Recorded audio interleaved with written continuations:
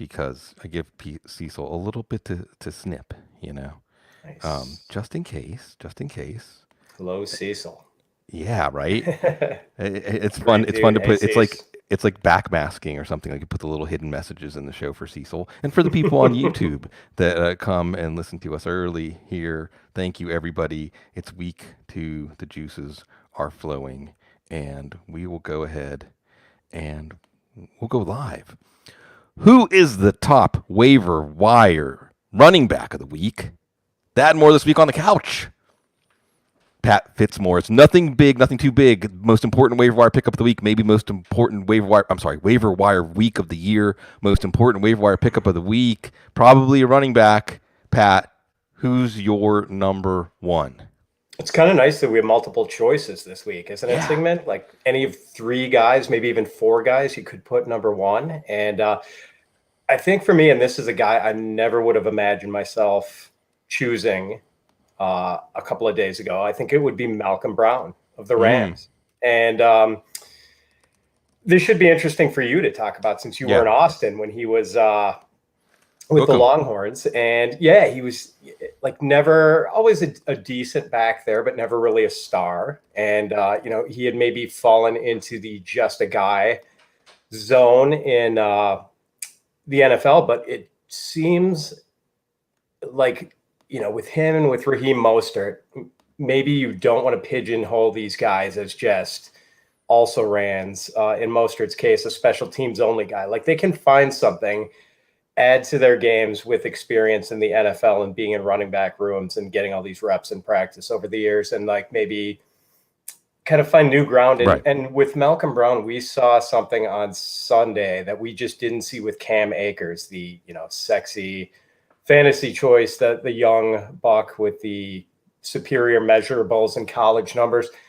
Brown was just like nuanced with the way he ran, and like he had a plan for when he got to the second level, and he would set up tacklers and just these little feints and moves that helped him pick up extra yardage. And he looked smooth in the passing game. And Akers was just like in such a hurry to go where the play took him, hitting that gap and then just kind of having no plan once he got to the second level. I don't know if you saw the same thing, but Yeah. and part of that I think is that like he had this terrible offensive line in college at Florida State. And part of the reason why Akers was just sort of a mystery to me, Seg, when coming out of college is that I didn't watch as much Florida State football as I normally would, because it's not like watching the Bobby Bowden years anymore. Like that was not a fun watch the last couple of years, It's almost seeing players not be good, saying the team suck in those uniforms. It's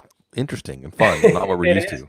It's just like so odd to watch them and see that offense sputter because of that bad offensive line. And maybe, Akers was just so intent on hitting that hole and I don't know, like not setting things up at the second level. And just compare that to Jonathan Taylor, who, of course, had the benefit of better blocking at Wisconsin, how Taylor would sometimes run into traffic and all of a sudden he's through and breaking away and running downfield for a long touchdown. And like, you don't even know how he did that until you see the replay and you see that he made some subtle feint that just froze the safety for a second and, gave him the angle he needed to break into the open and use that long speed. And like, I don't think Akers has that. And it's hard for me after what I saw Sunday to imagine Akers capturing that role all to himself, as so many people kind of hoped or even assumed he would do. And I think Brown's going to be involved for, at least the first month or two, if not the entire season. Yeah, lots of things to sift through there. But this is important. First of all, Malcolm Brown, I'm with you on, basically I'll say this. Malcolm Brown is worth more than people think he's worth. And it's always about psychology. We're on the couch, Pat. Last year, he was a week 1 fugazi on the waiver wire. Scored those touchdowns and really didn't do much else. And people will remember that. So really, there's 4 running backs I think we're talking about on the waiver wire this week. Nyheim Hines, of course, Brown, Benny Snell, and and I treated these guys in length on the waiver wire show earlier today, so I don't want to go too deep into it, and James Robinson. But on Malcolm Brown, some of the things you bring up, and there's two ways to look at this, how to rank them. And I might put Nyheim Hines ahead of Malcolm Brown in PPR leagues just because of that PPR punch. Like, it's like free points, the free square on the bingo card, that he's going to get 4, 5, 6 catches a week, and he's going to remain involved in the red zone. But none of these guys, by the way, none of these guys are going to capture a full backfield. That's why in my percentages, none of them are empty your whole wallet for them. Just because, and they will help you for most of the year. I think a lot of people forget that picking up somebody in week 2 is twice as good as picking them up in, say, week 7, because you get all those extra weeks where they can contribute. But Malcolm Brown, I think the key thing you brought up is him playing assignment football is catnip for Sean McVay, and Cam Akers did nothing to show us that he's going to be breathing down Malcolm Brown's neck. And Malcolm Brown looked as good as he's looked in his career, a good no-nonsense back. And maybe that's not in Dynasty League, hold down the job for 3, 4, 5 years, but in that shorter time span of redraft leagues, it's Malcolm Brown, until we see it's not Malcolm Brown. Darrell Henderson could pass Cam Akers before Akers threatens Brown. And we all have that rookie running back excitement. And certainly if you took J.K. Dobbins, it looks very much warranted just because of his role. If you took Taylor, it was kind of a lucky hit that his starter ahead of him went down. But regardless, Antonio Gibson. So here's the counterpoint, Pat, right? Like if you're saying, hey, Antonio Gibson's going to overtake Peyton Barber, if you watch the game, you say, I can see a reason that's going to happen, right? Be patient with Gibson. But as you said, people need to hear this. There's nothing that we saw on Sunday night that makes it look like Akers is going to overtake Brown anytime soon, and that's on both sides of that equation. What do we think about Benny Snell? Because as a Steelers fan, I'm neurotic, Pat, and I hear Mike Tomlin say, we'll leave the light on for James Conner. And even though I don't know when Conner got dinged, but either way, if Conner wasn't playing as well because he got dinged, well, that's what Conner does. And if he was playing without the ankle being dinged at first, at no point did he look like he was as good as Benny Snell. Benny Snell slimmed down, got some quickness, got some juice, but I have Snell probably 4th, not by a lot, but 4th out of these 4 with James Robinson being 3rd. Is this a case where I'm being too neurotic and there's more there for Snell? No, I kind of think that's the right take. Once Conner is back to full go, and it sounds as if the foot, it's not like a Jones fracture or anything major, apparently. And so probably he misses 1 week tops. I think Snell was always going to have maybe a bigger role than we thought. Just after the positive drumbeat we heard about him in camp. And he did kind of look quicker Monday night, I thought. Even like he's never going to be a pure speed guy, obviously, but he did look a little bit quicker. Thankfully for him, Juju Smith-Schuster dove on that fumble and, preserved his the positive vibes about his showing on Monday night. That could have been a bad mistake for him. But I think I would probably put him 3rd or 4th, the same as you. Maybe in standard, I would leapfrog him past Nyheim Hines, but it does seem like it's destined to be kind of a timeshare thing with Conner and Snell. Is there anything more to say about James Robinson, other than he looked good, maybe better than Leonard Fournette, and he gave them no reason to go away from him going forward? Well, I don't know. What do you think about that, Sig? Does it seem like in what's going to be a throwaway year for the Jaguars? We think they're 1-0, but is there any reason for them to not also audition Devon Ozigbo and Raquel Armstead eventually? Well, certainly they could give those guys more looks, but I mean that's a good thing to bring up, that they could dabble and see how much they want to invest. I guess I don't see them in that mode as strong as we expected with Jay Gruden cooking up some good offense and Gardner Minshew playing well. But you're right. Look, James Robinson, he's not going to be a league winner for you. Right. But he might be the one out of this list that we can easily project for, say, 12 to 15 touches a game over the course of the year. Like, we know that every game he's going to get 12 to 15 touches that he's healthy, and we might not say the same about Hines. Brown, if we think a younger back is going to close on him. Snell, if we think Conner is still going to hold on to his job, not necessarily out of merit. But I think we can see, and I think this outlines very well why Malcolm Brown is somebody underrated. And if if we were talking, Pat, strictly about not absolute value with respect to each other, but the gap between their absolute value and their perceived value, then Brown would be number one. In other words, Brown might be the best value on the waiver wire out of this group. I know you want to talk about Aaron Rodgers. It's okay. You know, I already brought up my Steelers neurosis. It's okay. It's okay because Galaxy Brain, Matt LaFleur, and Gutekunst were thinking, we're going to spend a first and second round pick to light a fire under Aaron Rodgers, and we're going to be the best team in the NFC because of it, and it's worth it. Real Galaxy Brain stuff. But no, but Aaron Rodgers, Pat, it was like he and Matt LaFleur had to sit down and they get each other now. You know, like they went to marriage counseling or something because Rodgers comes out, he's playing within the play calls, he's performing very well, and then he gets to take his deep shots. Mwah. But the real story here might not be about Green Bay at all. Either way, a stunning performance and something we have to think about going into week 2. Yeah. Can I just say that I've always sort of rejected the angry Tom Brady, angry Aaron Rodgers thing. Like you can't. He's always angry. Aaron Rodgers has a list of everybody who's ever said anything bad about him ever. That's guarantee you. That's true. He does hold grudges, but when he is under fire and trying to go through his progressions and looking for the pass rush coming from 2 different angles, he's not thinking about Brian Gutekunst. I'll show him. But yeah, things look good. And as you sort of alluded to, maybe the story isn't him at all, but this Minnesota defense he devoured this defense, Sigmund.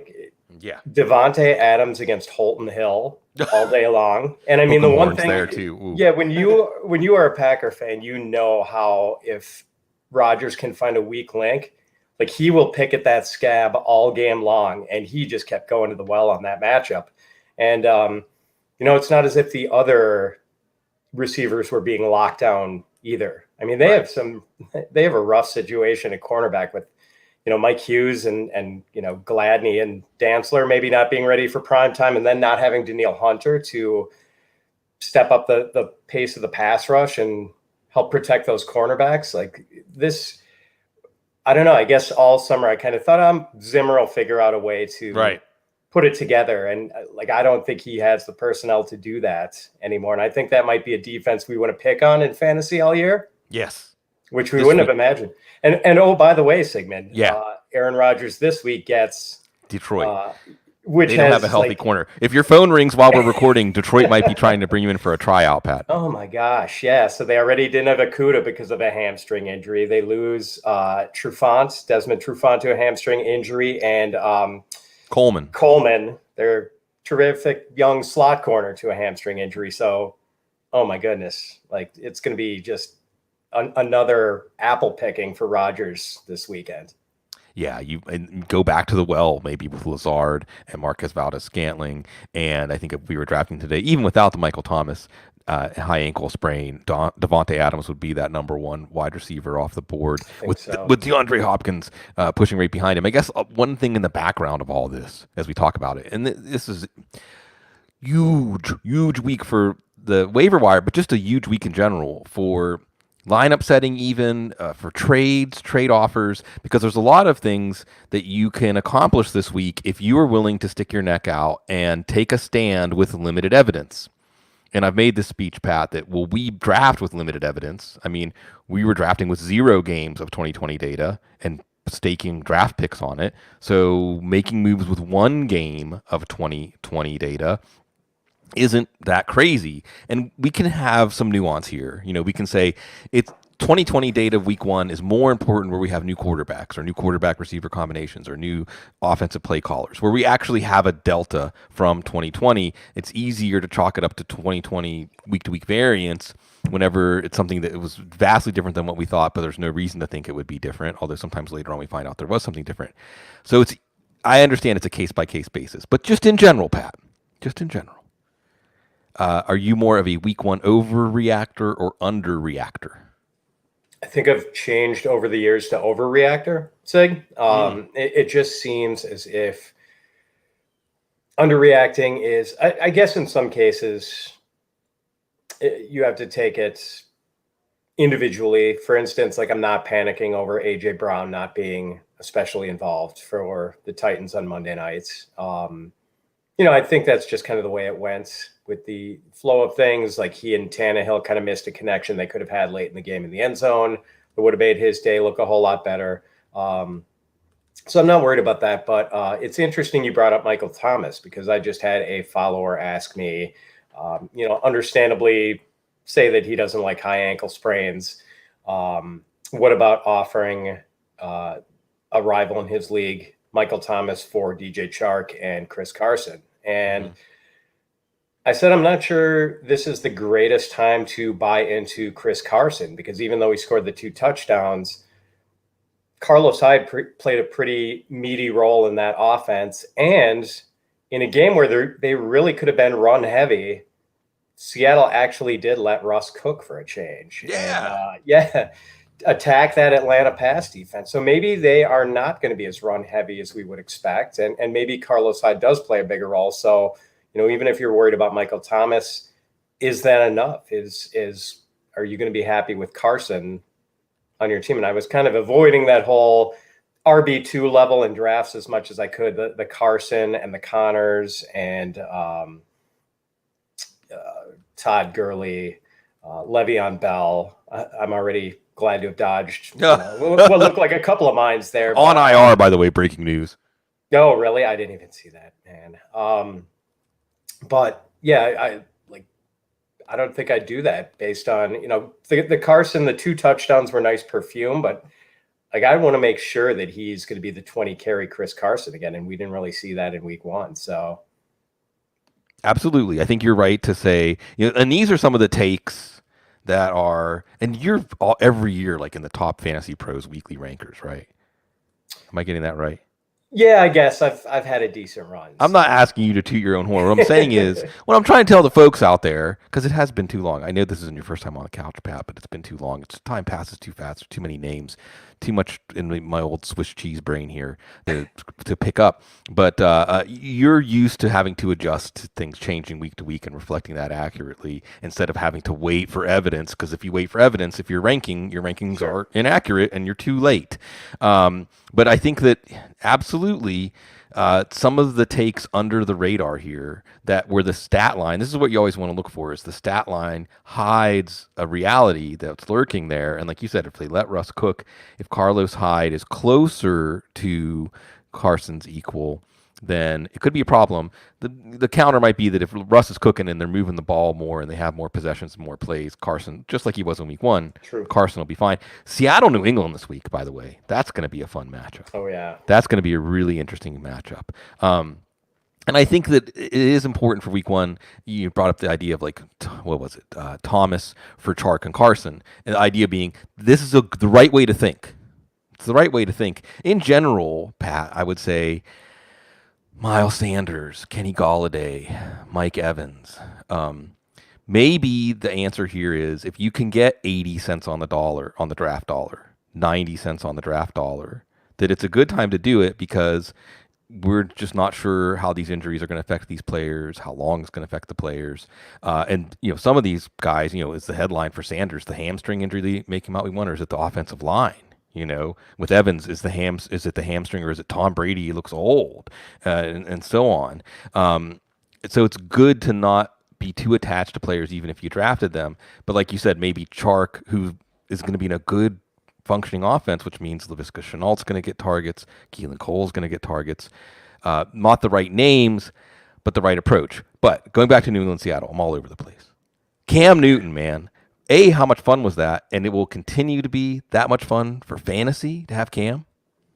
Oh, that was fun. And do you think they can be that run heavy the entire season, or do you think Miami just gave them that? And of course, I think Miami, the one thing they have going for them is that defensive backfield.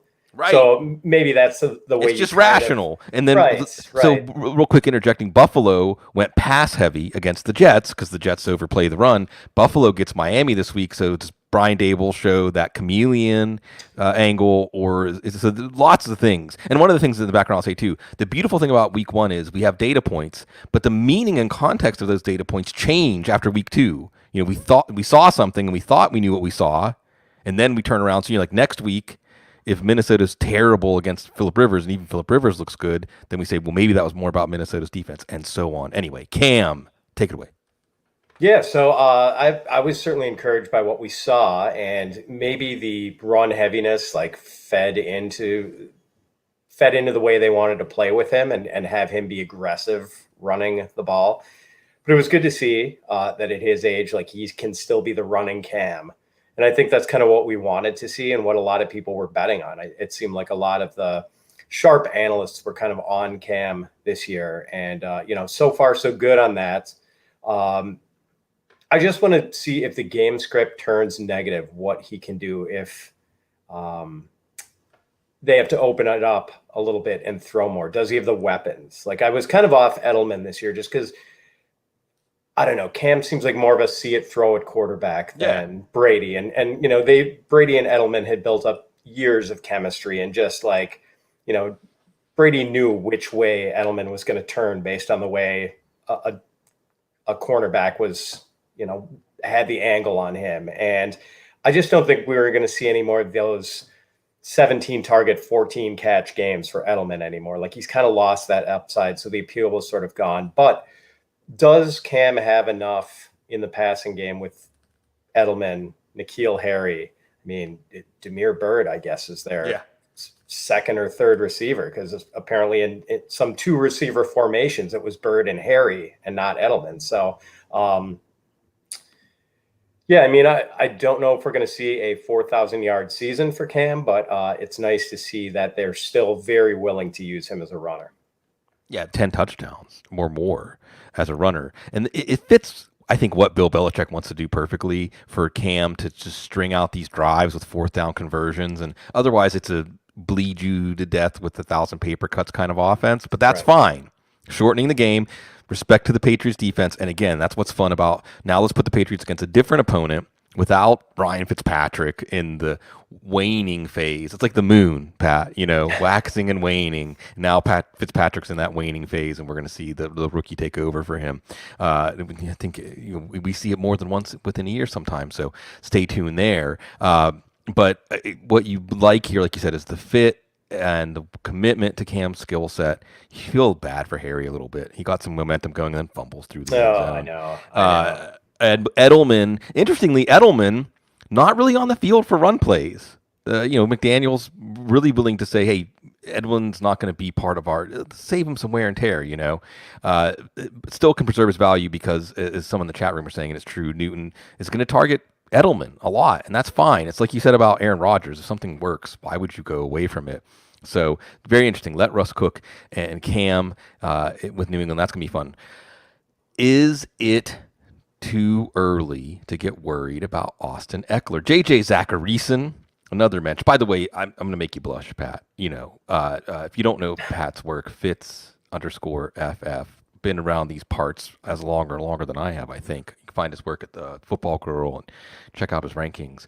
But one of the Mensch, one of the nicest people in this business. And there's a lot of nice people in our business, including JJ Zacharyson. Definitely. Yeah, I always say, Pat, that we need to take a step back and pat ourselves on the back for being generally a positive and supportive community on the internet. Those words don't usually go together, and our fantasy community has done that. But maybe you don't want to be supportive of someone who's saying Austin Ekeler's going to be fine, or maybe you want to be supportive of the folks that are saying that. How do we look at Austin Ekeler? JJ Zacharyson posted that Jonathan Taylor's worth more than Austin Ekeler right now. I would agree with him, but I wasn't that high on Austin Ekeler coming into the season anyway, and I thought Jonathan Taylor was one of the most fun picks in the draft this year, even at a pricey ADP. Are you hitting the panic button, or are you telling everyone stay calm on Ekeler?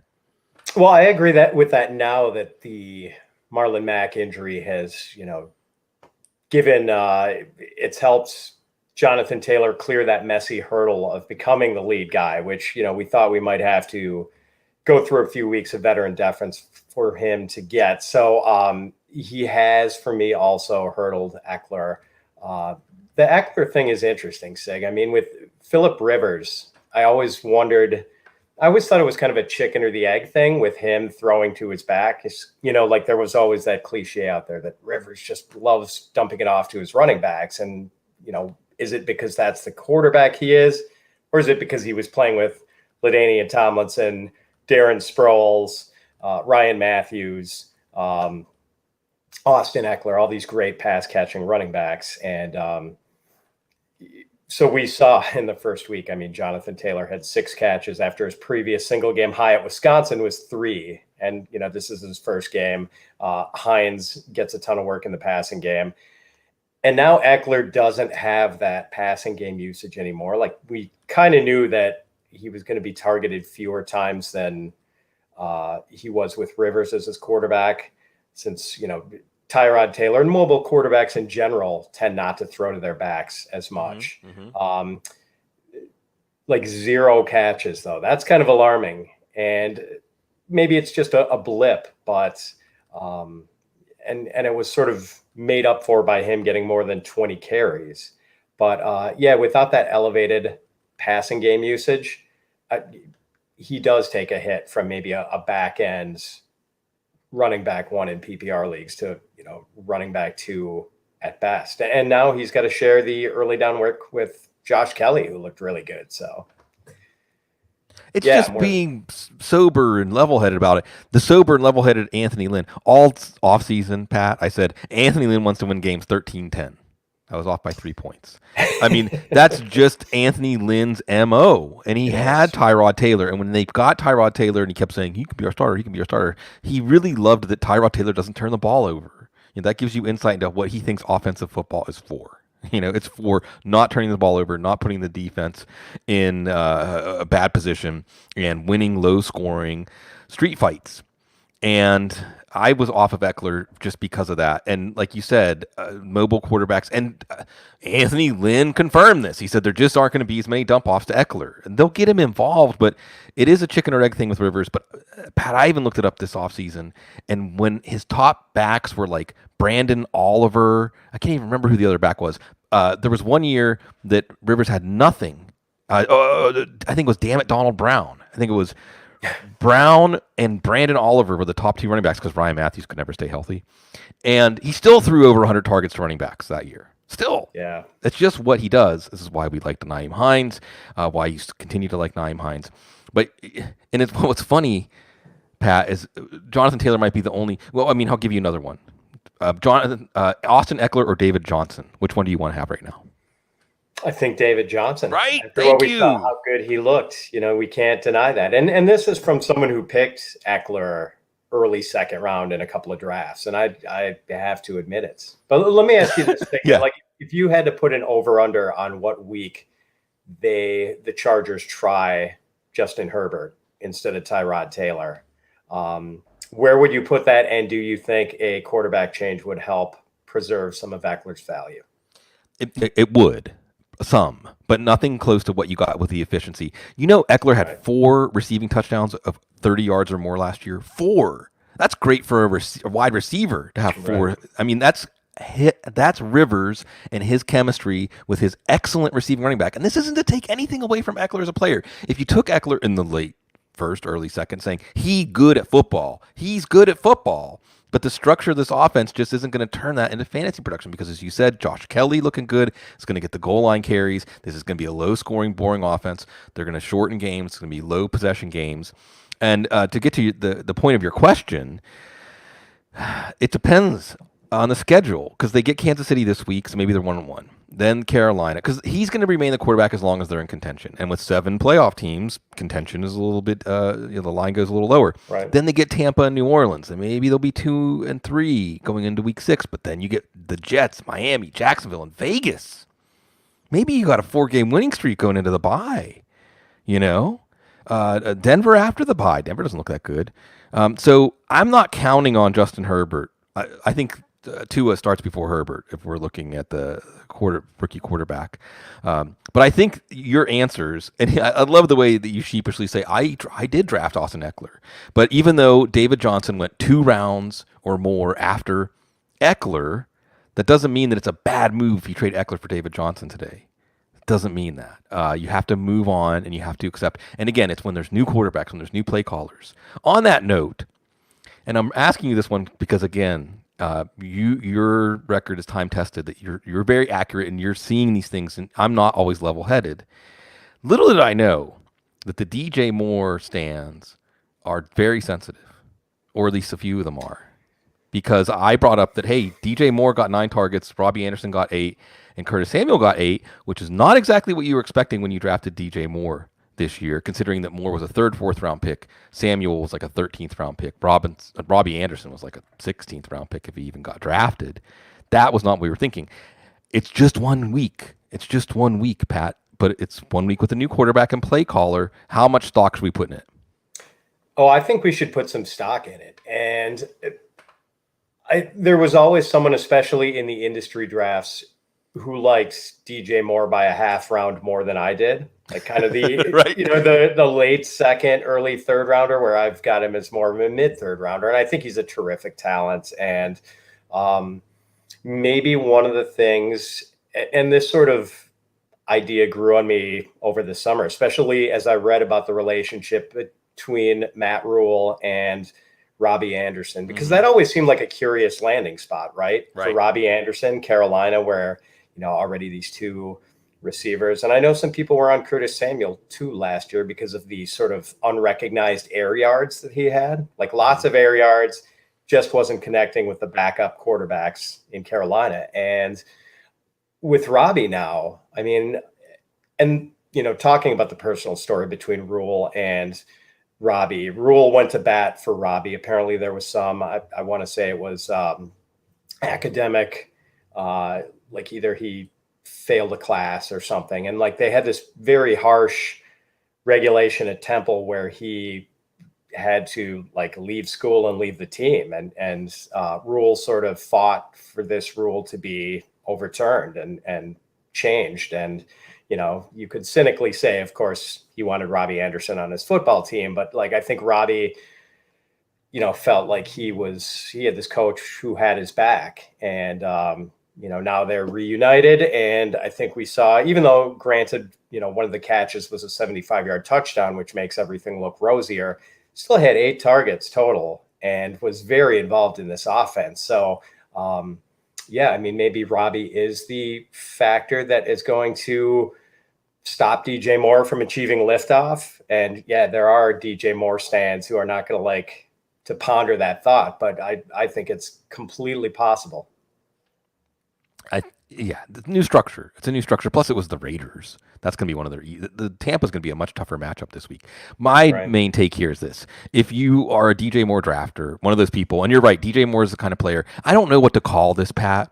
But when we look at ADP, one of the things ADP doesn't reflect is there are some players that are more likely to go around ahead of ADP because the people that like them really like them, like really want to get them. Yes. As opposed to the players that just go around their ADP because at some point you're saying, well, opportunity, and is what he did last year. And sure, he's worth a 9th round pick. Okay, I'll take him.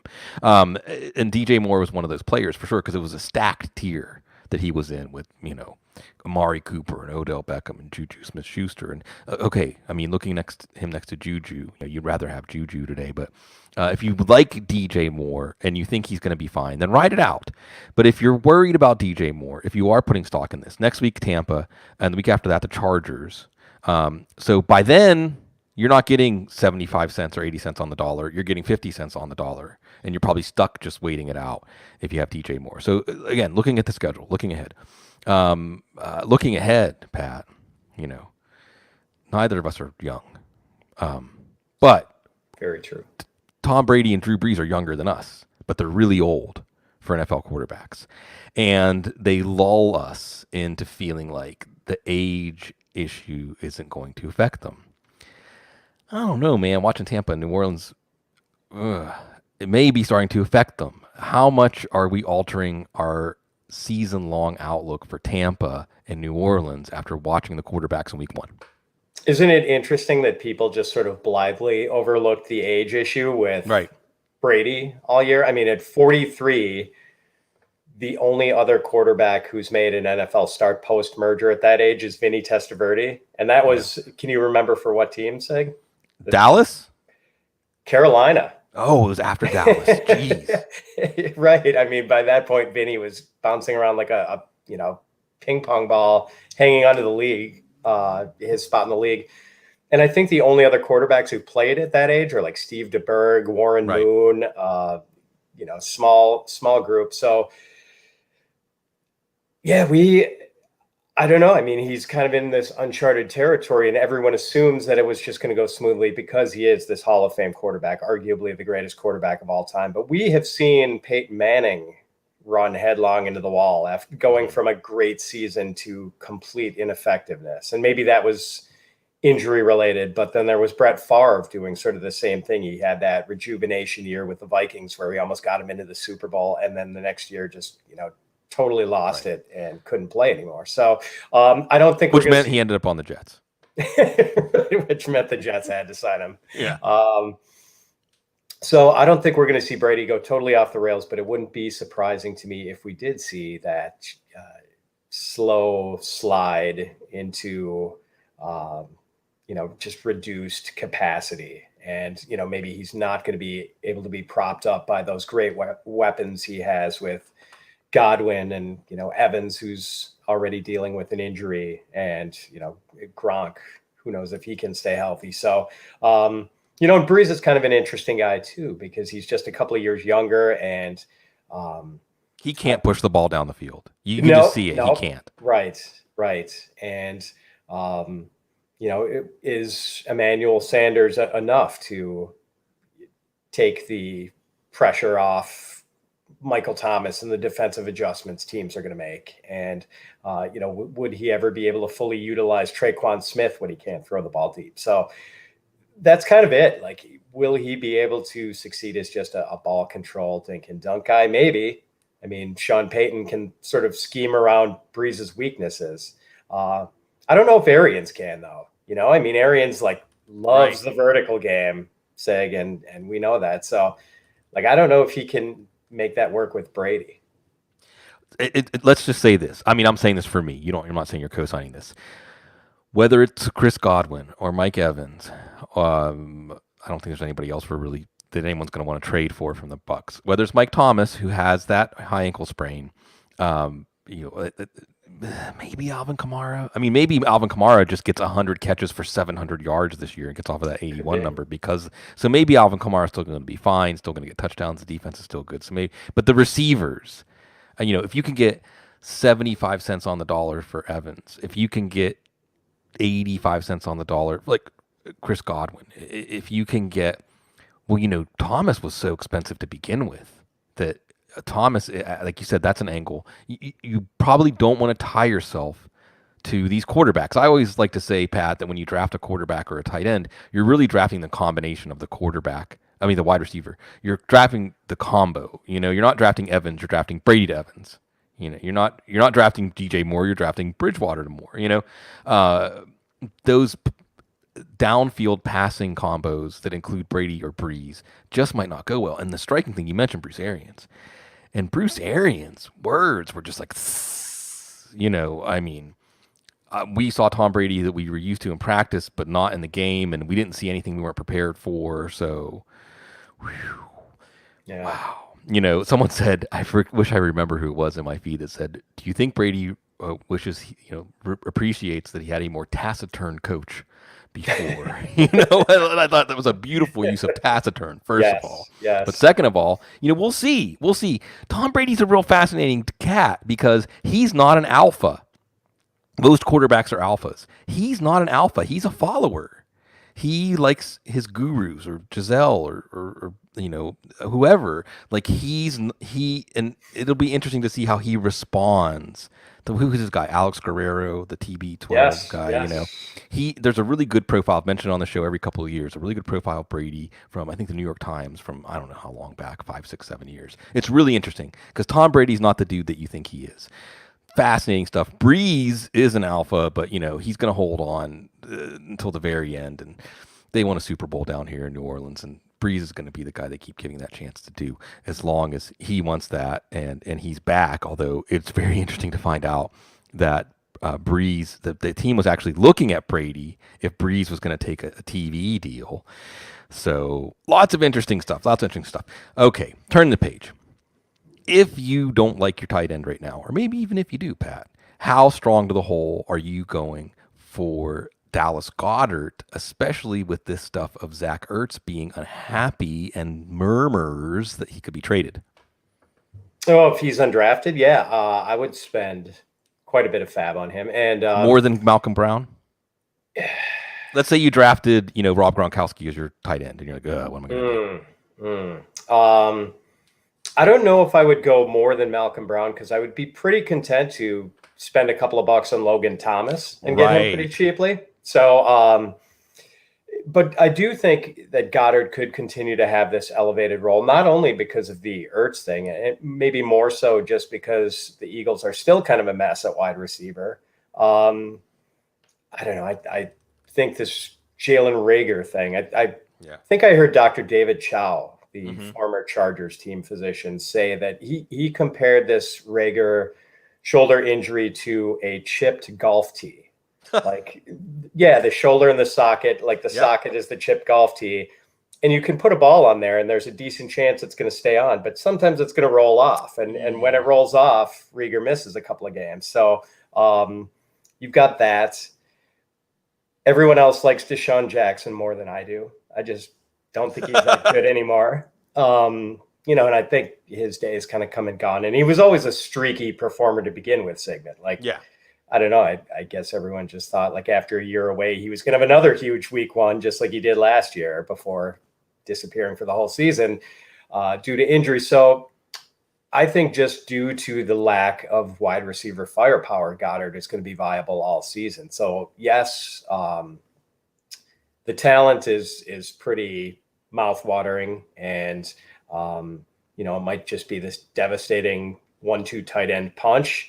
And they're probably going to need to play 2 tight ends all year, given the offensive line woes they're having. It just makes sense from a blocking standpoint. So, I'm pretty excited about Goddard going forward. Yeah, and I think you're right to bring up, it's kind of like draft strategy, right? Like, spend big on a tight end early or take a chance on someone late. Even on the waiver wire in week 2, you have those choices. Spend big on Dallas Goedert or Logan Thomas cheap, or O.J. Howard potentially cheap, or Jimmy Graham should have had 2 touchdowns potentially cheap. You keep trying one of these guys, spend very little. You can't have everything. Jordan Akins, if we assume rational coaching in Houston, he should have a much bigger role against Baltimore, if only because you don't want to target those Baltimore cornerbacks. So a lot to think about at tight end this week. Where else can we go with this before we go off the rails? Just give me a guy, Pat, that you were really excited to watch in week 1, someone that you drafted a lot of, or somebody maybe that you didn't draft a lot of but you wish you had, someone that kind of captured your fancy in week 1.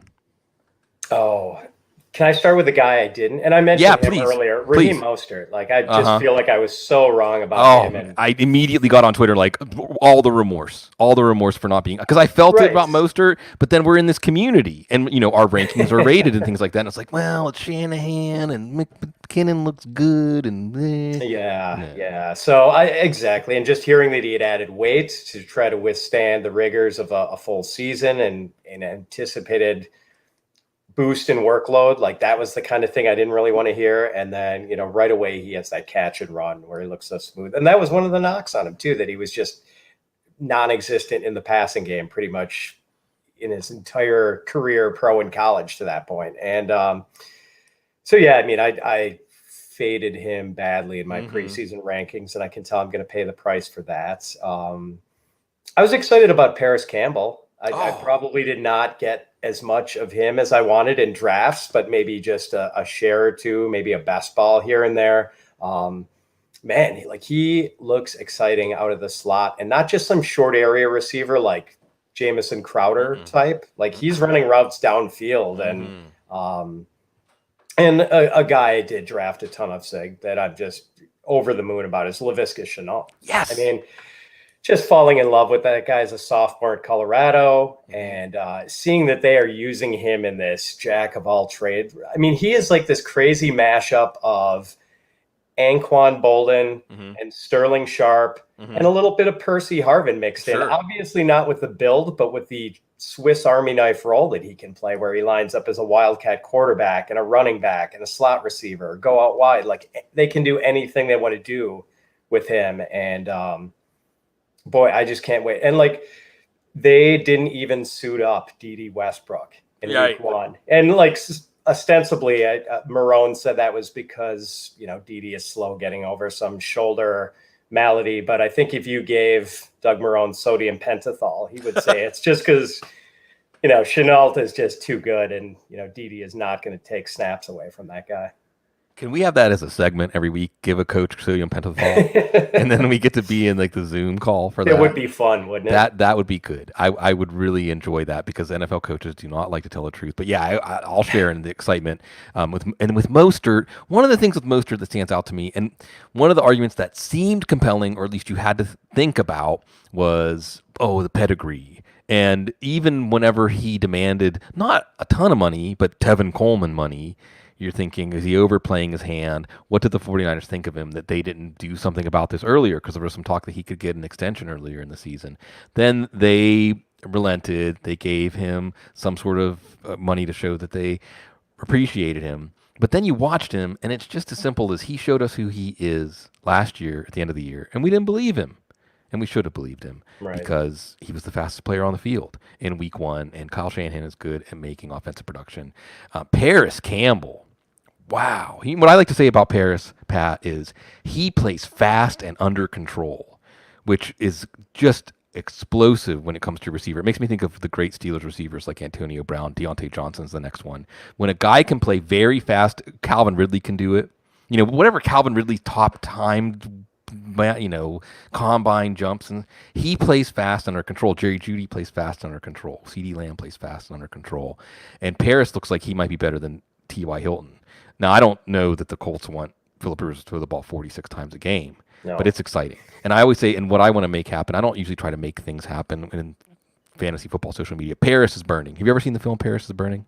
I think I did a long time ago. I don't really remember it well, but go back and watch it again. It's fantastic. It's like a beautiful portrait of a moment in our culture trapped in amber. And there's a lot of interesting things. Paris is a fantastic pick.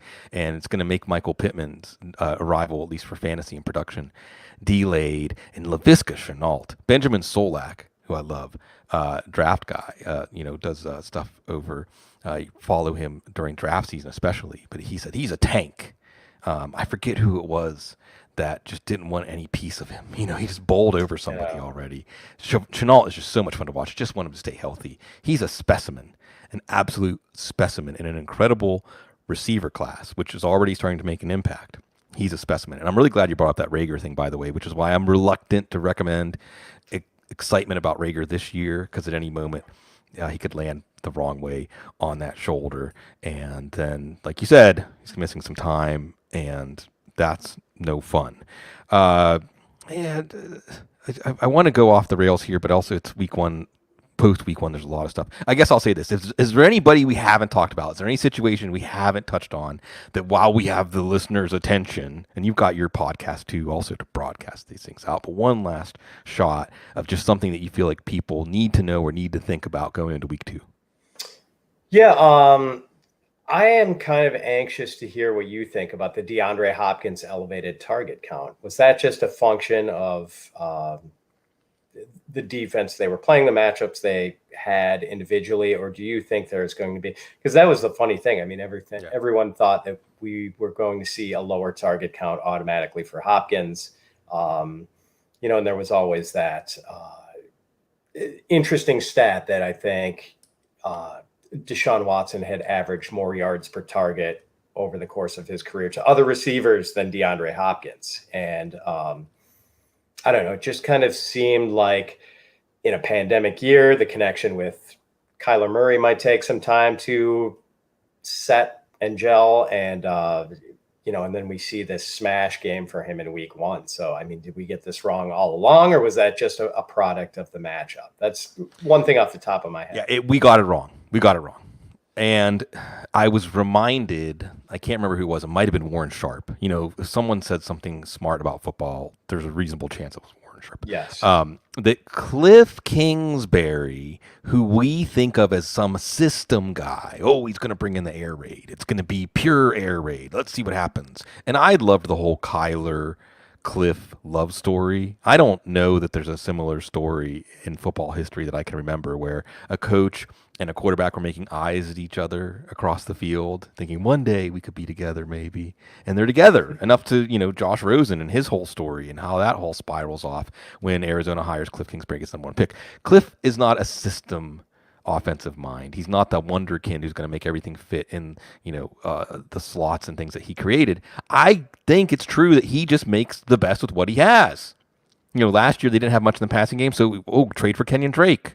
Let's have Kenyon Drake power this running game. Chase Edmonds, before he got hurt, powering the running game. They had some nice run design and some nice plays last year in the running game. We didn't think Cliff Kingsbury is going to make them a good running team, but he did. This year you trade for DeAndre Hopkins. What do you do when you have DeAndre Hopkins? Throw it to him all the time. And Kyler Murray, obviously gets that. Kyler Murray, it's simple. The superpower of Cliff Kingsbury, Pat, is just being flexible and seeing obvious truths, I'm not going to overthink this one. I think that they know that DeAndre Hopkins gets open at will, cannot be beaten at the catch point. You move the ball. Christian Kirk's a deep target now. I think in a week or two, if Kirk doesn't come through, this week it's Washington with that offensive line of Arizona trying to slow down that Washington defensive line. If Kirk doesn't come through in the deep passing game in the next 2 or 3 weeks, probably going to say drop him because he has a very specific role. And it's DeAndre Hopkins that's going to move the sticks. What's your lean here? Or sometimes it's okay. I know sometimes I just say, I don't really have a strong feeling about this right now. Yeah. I did not draft Hopkins much because I was sort of... Me neither. I didn't get him on one team. Right. Expecting that target deflation, but maybe it's not going to be nearly as much as we thought. And he's just going to be the same kind of guy. And I think for where he was getting drafted, I'm not going to feel terrible that I didn't get him. I think people were still honoring Hopkins enough that they were taking him at sort of the expectation that he was going to have a similar target count. So, I don't think we're losing anything if he has this great season, but maybe we shouldn't have been deflating him. So can we talk about Nick Chubb and Kareem Hunt? Yes. Is this just going to be this horrible value killing straight 50-50 platoon the rest of the season? 2 top 10 running backs just completely thwarted by the other? If Baker Mayfield doesn't get better, yes. I think in a game that Cleveland's, and if the defense for Cleveland doesn't get better, if the defense for Cleveland doesn't get better and Baker doesn't get better, then Hunt's going to be the more valuable back. Because when are you going to get Nick Chubb game scripts? I think when you get a game script that stays on track for the Browns, Nick Chubb can be a 20-carry, 120-yard, 2-touchdown guy. Sure. When are you going to get that? We'll see. Thursday night against Cincinnati. Are we going to get it then? We'll see. I'm kind of more excited to watch Joe Burrow, to be honest. And in the background, and some of this is trolling, but it's okay because Baker Mayfield encourages trolling like no player has in recent history. He really does. Case Keenum was a magnificent quarterback with Kevin Stefanski. He's the backup, True. So, they're not married to him. Anyway, so I just think that you're, in hindsight, and I liked Nick Chubb as a safe pick around that 1-2 turn, but I guess we forgot that we were counting on Cleveland. And even though it's Kevin Stefanski, we were counting on an install over an offseason. We're counting on Baker Mayfield, who just still doesn't look like he's getting it in a highly structured offense. So Chubb is another good example. Like Chubb or David Johnson right now, probably rather have David Johnson, Yeah. And at some point we might say I'd rather have Hunt than Chubb. I kind of think so, especially like you said, if the Cleveland offense does not click, if they don't get those extended drives where you get the chance for Chubb to settle into a groove and start getting, 3 or 4 carries a series. And yeah, that's kind of it. And I would rather have David Johnson now. And it's really weird because he was definitely a guy I wasn't drafting at all. No. So to say that David Johnson is now this guy we would rather have. Yeah, speaking of old men, Todd Gurley's not old. He just feels old. But, if you stayed away from Gurley, Le'Veon Bell, and David Johnson in the sense of, I'm not counting on these guys on the downside of their career. Right. 2 out of 3 ain't bad, It was Meatloaf or something like that. Okay. It was Meatloaf.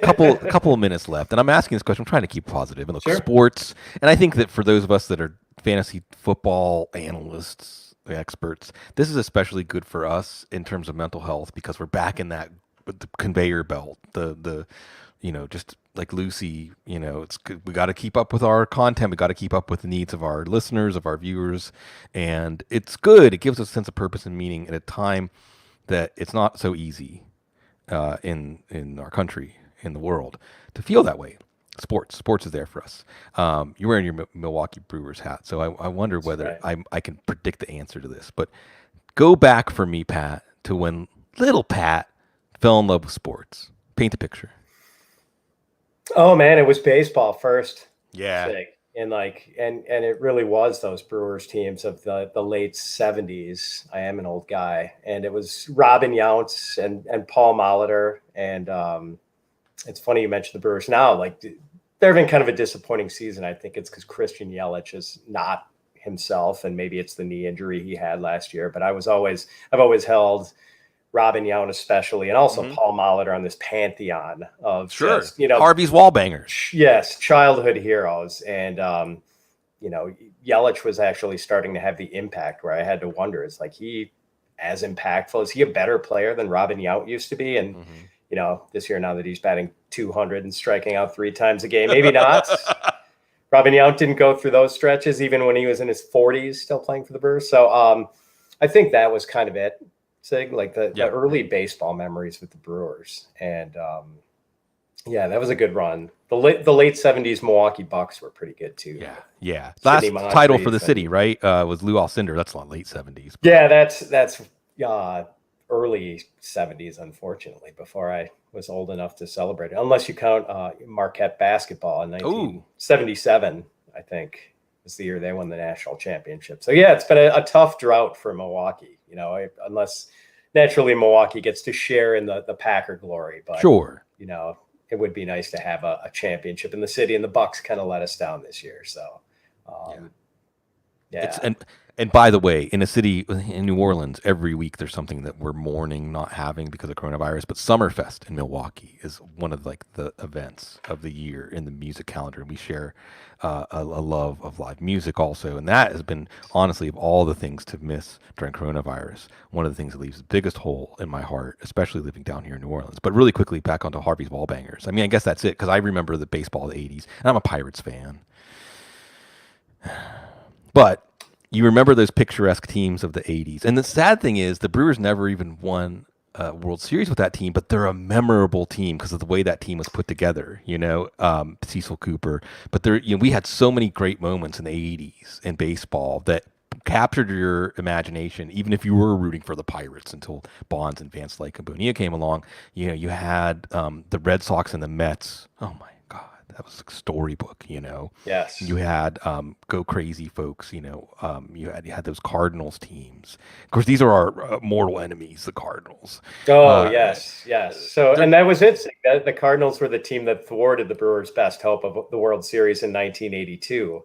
And what made it so painful was that they were like the antithesis of the Brewers. They were this fast, speedy team that used the AstroTurf. I mean, their outfielders used to throw relay throws in off the turf. They would bounce it in off the turf. And you would just get angry watching that when you were, but they would string innings together with singles, and, they'd bunt and hit and run. And the Brewers were this sort of before their time, I guess, because they were the walk, the strikeout, and the 3-run homer even back then. Right. And, but they were the right team for the right city. They were a perfect fit. They had these hairy, mustachioed, beer drinking guys in Milwaukee, guys who would leave the clubhouse and then stop and party with the tailgaters in the parking lot after the game. So they were very dear to the city. And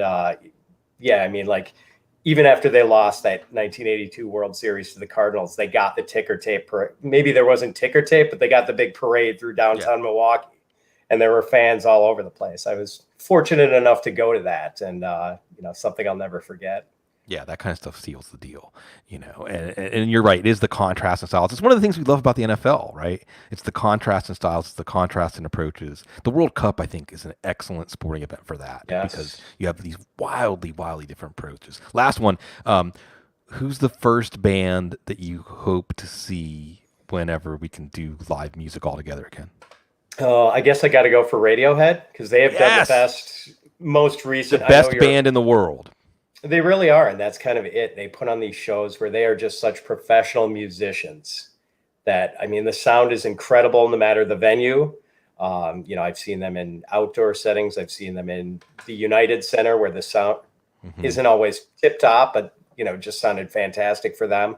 I think that's it. They're just kind of these true musicians, and they just always sound so tight when they play together. And they don't always do completely the same set. They did the last time I saw them in Chicago. They did one set, and then they did kind of a different set the next night at the show I wasn't at, and I kind of preferred the set that I saw. But there were a couple of songs that they played in the other set where I'm like, oh, I would have liked to have seen that.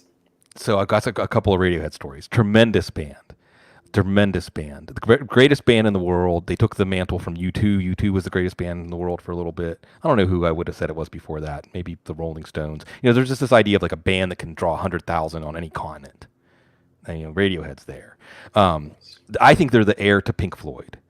I think they're the heir to the music that takes isolation and alienation and unites us through it universally. We're all together because we feel all alone. And Radiohead does an incredible job with that. And the whole story and arc of Radiohead and everything that comes through in their music is amazing. I think that Tom York said something like Kid A was an album from like after we broke the world. I guess it's an album from after 2020.